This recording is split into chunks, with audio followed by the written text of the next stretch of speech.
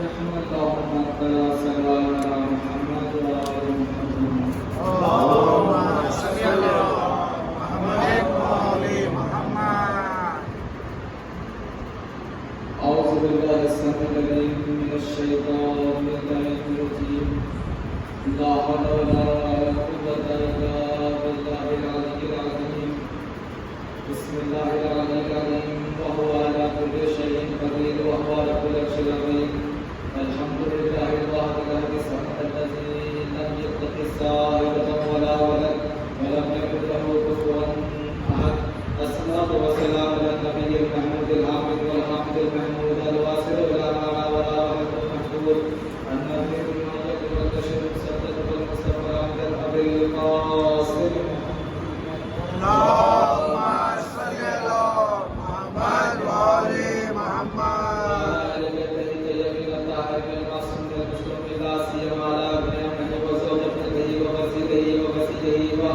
حبيبه وخليفته صاحب الإيمان وسليم الشفاعة المظهر بصفات الله والمخصوص بذات الله والمعروف بوجه الله والمقصود باسم الله إمام المشارق والمغارب الذي هو فرض على الحاضر والغائب أمير المؤمنين أبي الحسنين علي بن أبي طالب. اللهم صل على محمد وعلى محمد. ولعنة الله على منكر الفضائل ومناقبه وربوبيته وفاسد حقوقهم. ولعنة الله على أعداء علي وعلى أعداء حسين من يوم هذا إلى يوم القيامة.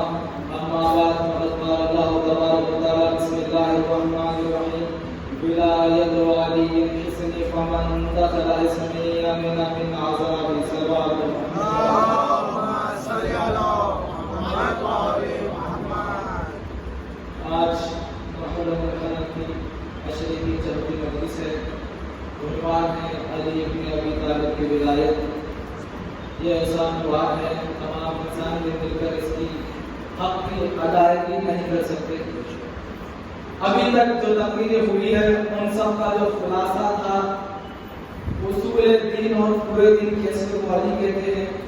ان کی ولایت کے بغیر کوئی عمل قابل قبول نہیں. میں نے ولایت کے معنی بتائے تھے کہ ولایت سلطنت بادشاہ داخلی ملک اور مملکت کو کہتے ہیں. اور اہل بیت کا قول ہماری ولایت اللہ کی ولایت ہے تو اللہ کی بادشاہ ان کی بادشاہ ہے. اللہ کی مملکت ان کی مملکت ہے. اللہ کی اگلی ملکی اگلی میں اللہ کی ملکیت ان کی ملکیت ہے. پھر میں نے کل ولایت کی اقسام بیان کی تھی کہ ولایت تشریعی ہے کہ ولایت تکوینی ہے. تمام مسائل میں جس کی طرف رجوع کیا جائے اس کو صاحب ولایت تشریعی کہا جاتا ہے. اور رزق لینے کے لیے اولاد لینے کے لیے حیات دینے کے لیے موت دینے کے لیے جس کے در پر آیا جائے انہیں صاحب ولایت تکوینی کہتے ہیں. سبحان اللہ سبحان اللہ. تو یہ تقریر تھی ہماری. اور ولایت کے اہل بیت ہم ایسے نہیں کہ ہم کوئی میری جتنے بھی تقاریر ابھی تک ہوئی ہے ان سے کوئی یہ مطلب نہ نکالے کہ ہم نماز کے منکر ہیں. نماز تو ہمارے لیے ہی خلق کی گئی. میں نے علت نہیں بتائی تھی کہ نماز ہم پر کیوں واجب ہوئی. اللہ نے ہم پر 5 وقت نماز اس لیے واجب کی تاکہ محمد اور آل محمد کا ذکر باقی رہ سکے. سبحان اللہ سبحان تو اللہ. ولایت کے ساتھ ہم پر نماز واجب ہے ورنہ وہ نماز میں جتنی علی کی ولایت شامل نہ ہے. ہم اسناد اہل بیت رکھتے ہیں, آل محمد کے اقوال رکھتے ہیں, کتابیں بھری پڑی ہے. کوئی بھی عمل ان کی ولایت کے بغیر وہ عمل نہیں بلکہ گناہ عظیم ہے. یہ تقریر کا میرے آج تک کا خلاصہ تھا. معصوم سے پوچھا گیا کم سے کم اللہ کی معرفت اور مومن ہونے کا سبب کیا ہے. معصوم نے جواب دیا کم سے کم انسان کو مومن ہونے کے لیے ہماری ولایت اور ہمارے دشمنوں سے عداوت کی ضرورت ہے. ایک صلوات پڑھیں محمد والے. یہ ہے ان کی ولایت. ان کی ولایت کے بغیر بندے مومن نہیں ہو سکتے تو مسلمان کہاں سے ہو سکتے ہیں. اور اہل بیت کا ارشاد ہے بس ذہن میں یہ رکھیے گا کہ ان کی ولایت کے بغیر کچھ بھی نہیں ہے. بس اسی لیے میں یہ تقاریر کر رہا ہوں تاکہ بچوں کو اس لیے کہ ہم شیعت والے ہم جتنے بھی ذاکرین ہیں پہلے عقیدے کی اصل کو ٹھیک کرتے ہیں. جس دل میں علی ہی نہ ہو وہ چاہے لاکھ نمازیں پڑھ لے لاکھ روزے رکھے اس کا کوئی بھی فائدہ نہیں ہے. اس لیے ہم اصل کو مضبوط کرتے جب اصل مضبوط ہو جائے تو خود اس کی شاخیں مضبوط ہونے لگیں گی. اہل بیت کا قول ہے بنا عرف اللہ بنا عبد اللہ لولانا ما عرف اللہ لولانا ما عبد اللہ، اگر ہم نہ ہوتے تو اس کی معرفت نہ ہوتی، ذرا بیدار ہو جائیے گا، ہم نہ ہوتے تو اس کی معرفت نہ ہوتی، اگر ہم نہ ہوتے تو اس کی معبودیت نہ ہوتی۔ اللہ رحمت آل محمد جس کے وجود کے بغیر اس کی معبودیت نہیں ہوتی تو ہماری ابدیت کہاں سے ہوتی؟ ہماری ابدیت کہاں سے ہوتی ہے؟ اکثر یہ ہم کہا کرتے ہیں کہ بھائی میں بہت گنہگار ہوں، غلطی سے بھی کبھی اپنے آپ کو گنہگار نہ کہنا۔ علی کا چاہنے والا خطا کار ہو سکتا ہے، گناہگار نہیں ہو سکتا۔ دلیل دے رہا ہوں، معصوم سے پوچھا گیا جو بھی قرآن میں ذکر ہے نا نیکیوں کا حسنات کا، وہ حسنات کیا ہے؟ اور جو بھی گناہ مراد میں ذکر ہے سیئات کا، اس کا مطلب کیا؟ معصوم نے کہا الحسنات ہی معرفت ولایتنا ومودۃ اہل البیت والسیئات انکار حقنا اہل البیت وبغض اہل البیت۔ مولا نے کہا نیکیاں ہماری معرفت کی وجہ سے ملتی ہے، ہماری ولایت کا نام حسنات ہے، اور گناہ ہمارے حق کے انکار کو گناہ کہتے ہیں۔ اسی وجہ سے ہم یہ کہتے ہیں مومن خطا کار ہو سکتا ہے، گناہگار نہیں ہو سکتا، گناہگار نہیں ہو سکتا۔ اور ہم نے علی کی ولایت کو غدیر سے نہیں لیا، علی کی ولایت کو غدیر سے نہیں لیا، یہ پورا ماجرا ہے عالم ارواح کا۔ جب اللہ نے کہا تھا الست بربکم، کیا میں تمہارا رب نہیں ہوں؟ تو سب نے مل کر جواب دیا تھا قالوا بلی ہاں تو ہی ہمارا رب ہے۔ ایک مقام پر آپ کی معرفتوں کے جھولوں میں ایک میں جملہ دینے لگا ہوں، اللہ نے کیا کہا عالم ارواح میں؟ اللہ نے کہہ رہا ہے کہ میں نے یہ اعلان کیا تھا کیا تمہارا رب نہیں ہوں؟ ایک طرف میرا مولا خطبہ افتخاریہ میں کہتا ہے انا الذی ندعو بالارواح الست بربکم، ارے وہ میں ہی تھا جو عالم ارواح میں کہہ رہا تھا کیا میں تمہارا رب نہیں ہوں؟ تو ہم نے علی کو عالم ارواح سے لیا۔ غدیر میں تو یاد دہانی کی گئی تھی، غدیر میں بتلایا گیا تھا، یاد دلایا گیا تھا۔ عالم ارواح کو غدیر اول کہتے ہیں، اور جو غدیر ظاہر ہوئی اس کو غدیر ثانی کہتے ہیں۔ جملہ کو بدل دوں، لطف آئے گا، ذرا بیدار ہو جائیے گا۔ غدیر ثانی اسے کہتے ہیں جب محمد رسول اللہ کے اوپر علی ولی اللہ کا اعلان ہو، اور غدیر اول یعنی عالم ارواح غدیر اول اسے کہتے ہیں جہاں پر خود توحید نے اپنے ہاتھوں میں علی ولی اللہ کا اعلان ہوا۔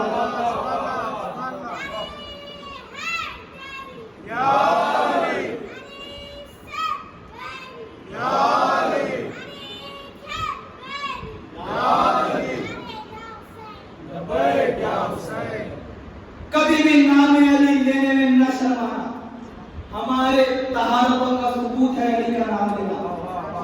حدیث میں ہے کہ جب بھی کوئی مومن علی کا نام اپنے پاک لبوں سے لیتا ہے تو کبھی جبرائیل آ کے بڑھتا ہے، کبھی میکائیل بڑھتا ہے کہ ہٹ جا، اس نے علی کا نام لے لیا، میں اس کے لبوں کا بوسہ لے لوں۔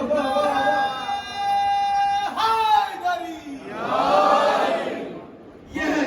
اور معصوم نے کہا ایک مرتبہ یا علی کہنے کی فضیلت بہار میں نوار سے میں یہ روایت پڑھنے لگا ہوں، مولا صادق نے کہا جو کوئی بھی ایک دفعہ یا علی مدد ہے تو گویا اس نے میں جعفر صادق نے 16,000 قرآن کو پڑھا ہے۔ اتنا مرتبہ سوال ہوتا ہے مولا صادق اگر عام آدمی نے میں جعفر صادق اگر 16,000 بار قرآن پڑھوں، اگر کوئی ایک مرتبہ یا علی کہہ دے تو وہ اس کے برابر ہے۔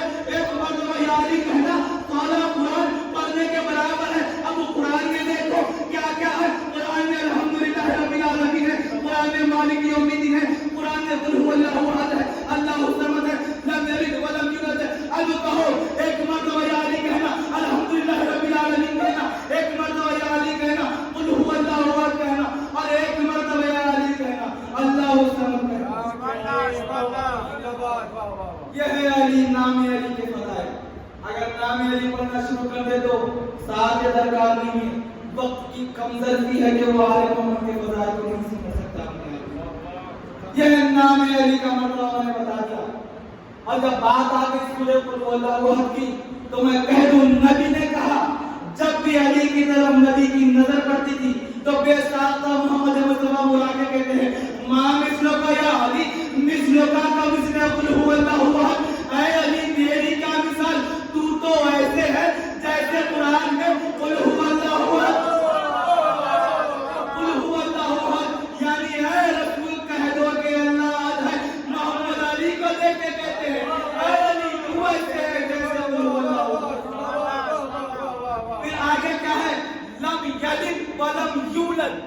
نہ وہ کسی سے جنا نہ اس نے کسی کو جنا. منبر کوفہ پر منبر ابیض پر بیٹھ کر خطیب ازلی میرا مولا کائنات مشیت کی نگاہوں میں نگاہ کر ڈال کر کہتا ہے کہ لا نلدو ولا نولدو, نہ ہم کسی سے جنے گئے نہ ہم نے کسی کو جنا. پتا چلا سورہ قل هو اللہ احد کی مکمل تفسیر کا نام علی. وہ احد ہے تو اس کی احدیت پر علی کی دلیل ہے. وہ لا ولد ولم یولد ہے, کیا دلیل؟ کہاں علی ہے. یہ ہے مکمل توحید کے تفسیر و ترجمان کے معنی. اور گزارش بھی کی گئی کہ کوئی معجزات پڑھ دیں تو میں ولایت سے مربوط ہی میں پڑھنے لگا ہوں کہ بندے انکار کر دیتے ہیں فوراً ہی علی کے فضائل پڑھنے سے. شک تو دور کی بات ہے, انکار کر دیتے ہیں. جب بھی کسی بچے کے سامنے اس کے باپ کا تذکرہ کیا جائے تو وہ ناراض نہیں ہوتا, وہ خوش ہوتا ہے میرے ابا کے فضائل ہیں. ارے ہم کیسے خوش نہ ہو. نبی نے کہا دیا ہمارے اور علی محمد کے دو باپ ہیں اور تیرے اعتراض سے پتا چل گیا علی تیرا باپ نہیں کوئی اور تیرا باپ. تو اپنا تھا ہی نہیں, اگر اپنا ہوتا تو کبھی علی کے فضائل پر اعتراض نہ کرتا. علی کے فضائل انکار تو بہت بڑا گناہ ہے. میں شک کرنے کے بارے میں بتاتا ہوں کہ علی کے فضائل میں خالی شک کرنے کی سزا کیا ہے. بس آج ولایت کے اوپر تھوڑا آج کی مخصوص یہ مولا محمد کے اوپر ہے, میں ان کے تھوڑے فضائل آپ کے سامنے رکھنا چاہتا ہوں. تو کیا شک کا گناہ عذاب کتنا بڑا ہے, انکار تو اپنے ذہن سے نکالیے کہ صرف شک کرنا یہ ہو سکتا یا نہیں ہو سکتا, اسے شک کہتے ہیں. حدیث رسول ہے من شک فی علی یحشر یوم القیامت والداخل فی النار وثلاثمائہ شعب وفی کل شعب شیطان یتکلم فی الوجہ. کہا علی کے فضائل میں شک کرنے والا روز محشر ایسے لایا جائے گا اس کے گردن میں آگ کا بنا ہوا داغ ہوگا اور اس داغ میں 300 گوشے ہوں گے اور ہر گوشے میں ایک شیطان ہوگا جو اس کے منہ پر لعنت کرتا ہوا تھوکے گا. اتنا بڑا عذاب ہے. اور پھر دوسرا ایک معجزہ بیان کرو علی کے فضائل میں شک کرنے کا. مولا کائنات منبر کوفہ میں بیٹھ کر اسرار معراج بیان کر رہے تھے تو تمام لوگ آتے تھے, مسلمان بھی ہوتے تھے, مومنین بھی ہوتے تھے, یہودی بھی ہوتے تھے, نصارا بھی ہوتے تھے, ہر مذہب و ملت کا آ کر خطیب ازلی کو سنتا تھا. تو مولا منبر پر بیٹھ کر معراج پڑھ رہے, اسرار معراج. کہا کوفہ والوں جب میرا نبی معراج پر گیا تھا تو اس حالت میں کہ جب وہ بستر سے اٹھے تھے, جب بھی کوئی انسان بستر سے سو کے اٹھتا ہے تو بستر گرم ہو جاتا ہے, تو جب میرا مولا محمد بستر چھوڑا تو بستر گرم تھا اور جب جانے لگے تو مولا محمد کے دامن ایک گھڑے پر لگا اور گھڑے پر لگنے کی وجہ سے گھڑا نیچے گر گیا اور اس کا پانی بہنے لگا. میرا مولا محمد ان تمام چیزوں کو چھوڑ کر معراج پر چلا گیا. جب 21 دن بعد محمد مصطفیٰ معراج سے پڑھتے ہیں تو بستر بھی ویسے ہی گرم تھا, پانی بھی گھڑے سے ویسے ہی ڈالا تھا. جیسے ہی علی نے یہ پڑھا دور مقام پر مسلمان نہیں, مومن نہیں, ایک یہودی کھڑ کے یہ سمجھ رہا تھا ایسے کیسے ہو سکتا ہے ایک بندہ چلا جائے اور اتنی مدت کے بعد آئے اور اسی طریقے سے پانی گھڑے سے بہتا رہے. کون تھا؟ ذہنوں میں رکھنا یہودی تھا. انکار نہیں کرا کہ یہ کیسے ہو سکتا ہے, صرف ذہن میں سوچا یہ کیسے ہو سکتا ہے. یہ سوچتا ہوا اپنے گھر گیا, اپنے گھر جا کر جب الباب کیا تو دروازہ بیوی نے کھولا تو کیا دیکھتا ہے, بیوی آٹوں کو گھون رہی تھی. اور جب آٹا گھونا جاتا ہے گھروں میں تو پانی کی ضرورت ہوتی ہے, تو اس کے یہاں پانی نہیں تھا اور اپنے باہر اٹھا کر دے دیا, جا کر دریا سے گھڑے میں پانی بھر لا تاکہ میں تیرے لیے روٹیاں بناؤں. اب یہی ذہن میں فکر ہے اس کی, ایسے کیسے ہو سکتا ہے اتنی دیر بعد آئے پانی بھی ویسے ہی جاری ہو اور بستر بھی گرم ہو. یہ سوچتا ہوا چلا دریا کے کنارے اپنے کپڑ پانی کا گھڑے میں پانی بھر لیا, ایک چٹان پہ رکھ دیا, پھر سوچا گرمی کا موسم ہے میں بھی نہا لوں. یہ سوچ کر اپنے کپڑوں کو اتار کر گھڑے کے اوپر پھینکا. جیسے ہی پھینکنا تھا گھڑا زمین پر گرا اور پانی بہنے لگا. وہ چھوڑ کر دریا میں کود گیا. جیسے ہی نہا کر نکلا تو وہ گیا تو مرد تھا لیکن نکلی عورت. لیکن نکلی عورت جب پریشان ہے یہ کیا ہو گیا میرے ساتھ، یہ سوچتی ہوئی جانے لگی دور مقام پر کچھ عورتیں تھی تو انہوں نے لباس دے دیا کہ یہ عورت پہننا ہے، کپڑے نہیں ہے تو لباس پہن لے. وہ لباس پہن کر روتی ہوئی اپنے مقدر کو روتی ہوئی چلی ایک شہر میں. جب شہر میں گئی تاجروں کے بازار میں پہنچی، ایک امیر تاجر کی نظر اس کے اوپر پڑی، اس نے اپنے نکاح میں لے لیا، نکاح لے کر اپنے گھر چلا گیا. اب اس کو بچے ہو گئے، وہ نانی بن گئی، وہ دادی بن گئی. پھر ایک مرتبہ تقدیر نے یہ واقعہ دہرایا، وہ گھڑا لے کر آ گئی دریا کے کنارے. اب جیسے ہی گھڑے کو بھر لیا، بھر کر ڈبکی لگائی تو جیسے ہی نکلا واپس تو آدمی تھا اپنی ویسے ہی حالت پر. یہ دیکھتا ہوا الٹے پاؤں گھڑا لے کر بھاگا گھر کی طرف. گھر جا کر ہانپتا ہوا کہتا ہے اے میری بیوی تو یہ تو بتا مجھے کتنے سال ہو گئے تھے. بیوی کہتے ہیں کیا ہوش نہیں ہے، تو ابھی کچھ دیر پہلے گیا تھا. یہ کہنا تھا بھاگا مسجد نبوی کی طرف پہنچ کر کہتا ہے یا امیر المومنین صدقتا، اے علی ہم نے سچ کہا تھا. مولا مسکرا کے کہتے ہیں لم تستغنی الا بخمسۃ اولاد. ارے تو پہلے مان لیتا تو 5 بچے پیدا کرنے کی ضرورت ہے. صلوات اب جس کو بھی بچے پیدا کرنے کا شوق ہو کھل کر کے فضائل میں شک کرے. یہ ہے اتنی بڑی سزا، انکار تو دور، شک نہیں کر سکتا انسان. خود میں افتخاریہ ہے، مولا کے جملے ہیں من قال فینا لما و کیفا. جو بھی ہمارے بارے میں کہے کیا، کیوں، کیسے، وہ کافر و مشرک. مولا کہے وہ کافر ہے اور وہ مشرک. صرف کیا کوئی پڑھ رہا ہے فضائل آل محمد کے، ہم کو تو خوش ہونا چاہیے وہ ہمارے روحانی باپ کے فضائل پڑھ رہا ہے. مولا کہے جو کوئی بھی صرف کیا، کیوں، کیسے کہتے وہ کافر ہو گیا اور مشرک ہو گیا. اور شرک سے یہ بات آ گئی جو بھی انسان، اللہ نے ہم سے کچھ نہیں مانگا سوائے آل محمد کی محبت اور محبت کیا. اور جو بھی انسان جس سے بھی محبت کرے تو محبت کا معیار یہ ہوتا ہے وہ کسی غیر کو اس کی محبت میں شریک نہیں کرتا. اور اللہ نے کہا میں اللہ ہر گناہ کو معاف کر دوں گا لیکن شرک کو معاف نہیں کروں گا. شرک کیا ہے پوچھا گیا، کہا شرک ولایت سے متعلق ہے. شرک 3 ہے، کیسے ولایت میں شرک ہوگا؟ کہا گیا الشرک فی امر مولا، الشرک فی مقام مولا، الشرک فی کلام مولا. کہا گیا مولا کے کلام میں شرک بندے کرتے ہیں، مولا کے امر میں شرک کرتے ہیں اور مولا کے مقام میں شرک کرتے ہیں. تشریح کر دوں، تشریح یہ ہے کہ اگر کوئی اپنے کلام کو معصوم کا کلام بتائے وہ مشرک، اور اگر کوئی غیروں کے امر کو مولا کے امر میں ملا کر کہے کہ یہ مولا کا حکم ہے وہ مشرک، اور کوئی غیر معصوم کو معصوم کے مقام پر نہ دے وہ مشرک. یہ ہے شرک کا معیار. اور مولا کا قول ہے کہ کسی بھی لوگوں کو ہم پر قیاس نہیں کیا جا سکتا. واقعہ ملتا ہے کتابوں میں کہ مولا کے گھر میں دعوت تھی جس میں تمام اصحاب رہتے تھے. جناب مصعب تھے، جناب ابوذر غفاری تھے، جناب سلمان تھے. دسترخوان بچھاتا سب کھانا کھا رہے تھے، مولا کائنات بھی تھے. اتنے میں جیسے ہی نیسا میں تمام کی نظر مولا کائنات پر پڑی تو ذہن میں یہ سوچا ارے علی تو ہماری طرح کھانا کھاتے ہیں. جیسے ہی یہ سوچنا تھا وہ عالم ارواح میں چلا گیا.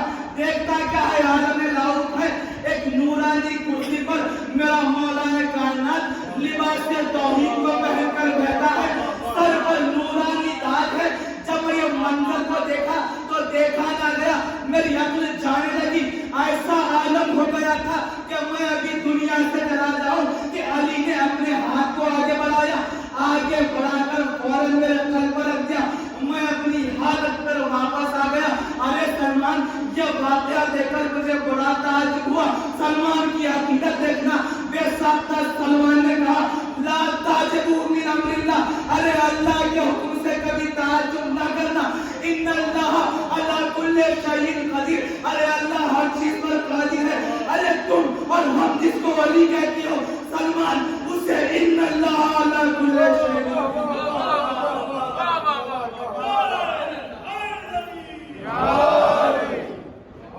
یہ ہے معصوم کی ولایت کی معرفت. ایسے جو مخصوصیت ان شہزادوں سے میں بہت بڑا دعویٰ کرنے لگا ہوں، جو جناب اعلیٰ محمد ہے ان کے مقابلے میں 1,24,000 انبیاء بھی نہیں آ سکتے۔ 1 لاکھ، گھبرائیے گا میں دلیل دوں گا، 1,24,000 انبیاء جناب اعلیٰ محمد کے مقابلے میں نہیں آ سکتے۔ تعظیماً کھڑے رہیں گے وہ ان کے سامنے، کیوں؟ اس لیے کہ 1,24,000 دلیل سننا، اس لیے کہ 1,24,000 انبیاء نے تمام نے مل کر علی اللہ کا اقرار کیا، لیکن اعلیٰ محمد وہ جنہوں نے علی اللہ کی حفاظت کی۔ اقرار کرنے والے اور ہیں، بچانے والے اور ہیں، اس لیے ان کا مقابلہ کوئی نہیں کر سکتا۔ قول معصوم بھی اولنا محمد، اوسطنا محمد، آخرنا محمد، ہم سب کے سب محمد ہیں۔ تو کسی نے سوال کیا کہ مولا دیکھا جاتا ہے کہ آپ میں کوئی علی بھی ہے، کوئی حسن بھی ہے، کوئی حسین بھی ہے، کوئی باقر بھی ہے، کوئی صادق بھی ہے، تو یہ آپ سب کے سب محمد کیسے ہو گئے؟ معصوم نے کہا قرآن کو کھول، اس نے قرآن کو کھولا، کہا یہ پوری تو قرآن ہے نا؟ ہاں پورے قرآن ہے۔ معصوم نے سوال کیا پھر یہ تو بتا اس میں کوئی الحمد کیوں ہے، اس میں کوئی مغرہ کیوں ہے، اس میں کوئی یاسین کیوں ہے، اس میں کوئی قل هو اللہ احد ہے؟ اسی طریقے سے ہم میں کوئی محمد ہے، ہم میں کوئی جعفر ہے، ہم میں کوئی صادق ہے۔ جب یہ بگڑتے ہیں تو محمد ہوتے ہیں، جب سمٹتے ہیں تو آج محمد ہوتے ہیں۔ عرش یہ یہی نہیں رکھتی، محمد بھی محمد ہے، اون بھی محمد ہے، عباس بھی محمد ہے، اصغر بھی محمد ہے، اکبر بھی محمد ہے۔ پھر سائل نے دوسرا اعتراض کر دیا، مولا آپ نے یہ بھی کیوں نہیں کہا ہم سب کے سب علی، ہمارا پہلا بھی علی، ہمارا درمیانی بھی علی، ہمارا آخر بھی علی۔ مولا نے پھر ساتھ میں کہا یہ خبیر کو بھلانے کا نتیجہ ہے۔ عالم الغیب میں اگر مولا نے کہا ارے مسلمانوں کو خبیر میں ایک علی برداشت ہوا تو 14 کہاں سے ہوگی؟ فضیلت ہے کس کی؟ مالکن محافظ توحید کے بچوں کی، جناب اعلیٰ محمد، جناب رسول اللہ۔ میں نے بھی معراج پڑھی نا، تو جب میرے مولا محمد معراج پر گئے تو کس سے کلام کیا تھا؟ اللہ نے علی کے لہجے میں محمد سے گفتگو کی تھی۔ جیسے ہی اللہ نے کلام کرنا شروع کیا، میرے مولا محمد نے تعجب میں آ کر کہا اے خدا یہ میرا رب اللہ بول رہا ہے یا علی بول رہا ہے؟ پھر جب میرا سے واپس آئے تو لوگوں نے سوال کیا ما کلمنی اللہ فی ای لغت، اے نبی آپ سے اللہ نے کس زبان میں بات کی؟ بے ساختہ رسول نے کہا کلمنی اللہ بلغت علی ابن ابی طالب، اللہ نے علی کے لہجے میں میرے سے گفتگو کی۔ اب میں تاریخ کو ڈھونڈنے لگا کون نے کس نے علی کے لہجے میں گفتگو کی۔ مجھے ایک اللہ ملا اور دوسرا شہزادی زینب جو شام کے دربار میں علی کے لہجے میں خطبہ دیا تھا۔ ارے اللہ علی کی عظمت کا حال دیکھو، علی کے لہجے میں یا تو اللہ بولتا ہے یا تو زینب بولتا ہے، اور جو علی کے لہجے میں خطبہ دے اس شہزادی کے بچوں کو محمد کہتے ہیں۔ اور پھر روایت ہے اللہ نے دریاؤں میں سب سے پہلے ماہ فرات کو خلق کیا، فرات کے پانی کو، اور مٹی میں خاک شبا کو خلق کیا۔ اور پھر قرآن آگے بڑھ کر فرات کے پانی کی فضیلت بیان کر رہا ہے، وَاسْتَقَيْنَهُمْ مِنْ مَاءِ الْفُرَاتِ، ہم نے پیاس بجھانے کا ذریعہ ماہ فرات کو قرار دیا۔ جس نے بھی ایک چلو بھی ماہ فرات سے پانی پی لیا وہ نبی ہو گیا، وہ وسیع ہو گیا، وہ وزیر ہو گیا، وہ خلیفہ ہو گیا۔ اور جس نے بھی ماہ فرات سے ایک گھٹ پانی پی لیا اس کی ہمیشہ کے لیے پیاس بجھ گئی۔ جب میرے اعلیٰ محمد مولا آئے میدان میں تو بی بی زینب نے کہا تھا بچوں دریا میں قبضہ کر لینا لیکن پانی نہ پینا۔ اللہ کیا کرے ماہ فرات کے لیے؟ ہم نے ماہ فرات کو سب کی پیاس مٹانے کا ذریعہ بنایا۔ جو تمام انبیاء کی پیاس کو بجھائے اسے ماہ فرات کہتے ہیں، اور جو ماہ فرات کو پیاسا چھوڑ دے اسے اعلیٰ محمد کہتے ہیں۔ پھر فضائل میرے مولا آن کے لفظ 3 ہیں، ایک آن میں 3 الفاظ ہیں، پہلے عین ہے، بیچ میں واو ہے، آخر میں نون ہے۔ کبھی غور کیا آپ نے واو بیچ میں کیوں ہے، عین پہلے اور نون بعد میں کیوں ہے؟ بتاؤں میں عین سے کیا مراد ہے، واو سے کیا مراد ہے، نون سے کیا مراد ہے؟ قسم خدا کی آپ کا جلوہ بہت بڑھ جائے گا۔ وہ اشارہ ہے اس کی توحید کی طرف، اور نون اشارہ ہے محمد کی نبوت کی طرف۔ ایسا بھی ہو سکتا تھا کہ وہ پہلے آ جائے، نون بعد میں آئے اور آخر میں آئے نہ جائے، لیکن اللہ نے معصوم نے یہ کام رکھا، پہلے وہ بیچ میں، نون بعد میں۔ کیوں توحید کو بیچ میں رکھا؟ پہلے علی کو رکھا، آخر میں محمد کو۔ کیوں؟ اگر کوئی حق توحید پر آئے تو ایک طرف سے علی کی عربیت پڑھ کر بچائے، دوسری طرف سے محمد کی نبوت پڑھ کر بچائے۔ تو سنو نا، اور محمد کے فضائل جو علی کی عربیت کے وارث ہو اسے محمد کہتے ہیں، جو محمد کی نبوت کے وارث ہو اسے محمد کہتے ہیں، جو اس کی وحدانیت کے وارث ہو اسے محمد کہتے ہیں۔ جب ظہور ہوا میرے مولا عون کا، تب پہلی ایسی شخصیت ہے جس نے آنکھ نہیں کھولی دنیا میں۔ اب جب کنیز تھی، مولا دیکھا کہ پریشان ہوگی، بچے نے آنکھ نہیں کھولی، بی بی زینب کے پاس آئی، کہنے لگی خدا نہ خاصہ کہ بچے میں عیب تو نہیں ہے، کہیں بچے میں عیب تو نہیں۔ بچے کا نام کیا رکھا معصوم نے؟ اون۔ اون کے معنی ہے مددگار کے، جو امامت کا مددگار ہو، جو توحید کا مددگار ہو۔ پھر کنیز نے کہا بچے نے آنکھیں نہیں کھولی، اور آنکھ کا نہ کھولنا عیب سمجھا جاتا ہے۔ بی بی زینب نے جلال سے کہا ارے کیسے عیب ہو سکتا ہے؟ نہ میں عابدار کی بیٹی ہوں، نہ میں عابدار کی بہن ہوں۔ پھر کہا کیسے آ گیا ہم نے عیبدار بچہ؟ بی بی زینب نے کہا کہ یہ اپنے وقت کا علی ہے، جب ہی آنکھ کھولے گا جب وقت کا محمد آ جائے۔ اب جیسے یہ کہنا تھا، صاحب زینب نے قدم حسینی کی ہاتھ آئی، میرا مولا حسین آیا، آ کر میرے مولا عون کو اپنی گود میں لیا، لے کر اذان دینا شروع کی۔ تاریخ نے لکھا ہے اوپر سے حسین کہتے تھے اللہ اکبر، نیچے سے عون کہتے تھے اللہ اکبر۔ بڑا پیار آیا حسین کو، جیسے کہنا تھا کہا اے بہن زینب میرے حوالے کر دے عون کو۔ جیسے یہ جملہ کہا، بی بی زینب نے کیا کہا؟ ارے تھوڑی میں نے اکبر کو مانگا تھا، مجھے اکبر پیارا لگا، میں اکبر کو لے گئی، تجھے عون پیارا لگا تو عون کو لے جا۔ اب جیسے یہ فیصلہ ہوا، روایتوں میں مولا اکبر کون تھے؟ خلقاً و لطفاً، مولا اکبر بولنے میں، چلنے میں، سیرت میں محمد کی مشابہ تھے، اور مولا عون کے لیے ملا ہے خلقاً و لطفاً و سیرتاً، مولا علی کے مشابہ تھے۔ مولا اکبر بولنے میں محمد ہے، چلنے میں محمد ہے، سیرت میں محمد ہے۔ مولا عون بولنے میں علی ہے، چلنے میں علی ہے، سیرت میں علی ہے۔ بہن اور بھائی نے مل کر فیصلہ کر لیا، میں زینب نانا محمد کو پالوں گی، میں حسین بابا علی کو پالوں گی۔ اب اس کے بعد میرے مولا حسین نے کیا کیا؟ جناب عون کو اپنے کندھوں پر بٹھا لیا اور اپنی والدین کی صفوں کو جناب عون کے ہاتھوں میں دے دیا۔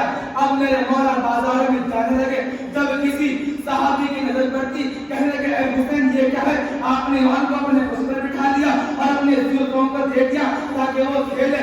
مسکرا کر میرے مولا نے جواب دیا، مسجد نبوی کا منظر بتا دیا کہ جب محمد مصطفیٰ پہ حسین سوار ہوتے تھے، جواب کیا تھا؟ امام حسین کہنے لگے علی اور صحابیوں یہ ہر دور کے محمد کے لیے لازم ہے کہ وہ اپنے ہر دور کے حسین کو کندھوں پر بٹھائے۔ یہ تھے جناب اور محمد کے فضائل۔ تو محافظین ولایت میں سے جناب اور محمد، جتنے فضائل ہیں نا اس سے کہیں مذاہب ہے جناب اور محمد۔ ہر ماں شب عاشور میں اپنے بچوں کو تیار کر رہی تھی، کل بیٹا تمہیں حسین پر قربانی دینی ہے، کل تمہیں حسین پر اپنی جان قربان دینا ہے۔ تو بی بی زینب نے بھی اپنے بچوں کو بلایا، کہا کہ مامو جان کے اپنی جان کو قربان کرنا ہے۔ بچوں نے کیا جملہ کہا سنتے ہو؟